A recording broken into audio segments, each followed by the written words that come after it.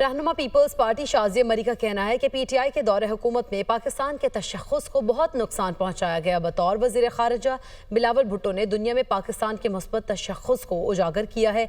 अवाम मुल्क से दहशत गर्दी और इंतहा पसंदी का खात्मा चाहते हैं। जमहूरियत के हुसूल आमरीत के खिलाफ सिर्फ पीपल्स पार्टी खड़ी हुई है।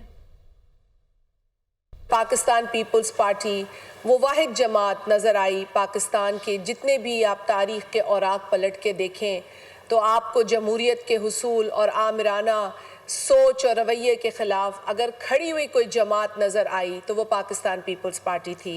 वफाकी हुकूमत चाहती है कि हम उनका कोरम पूरा करें कौमी असम्बली में।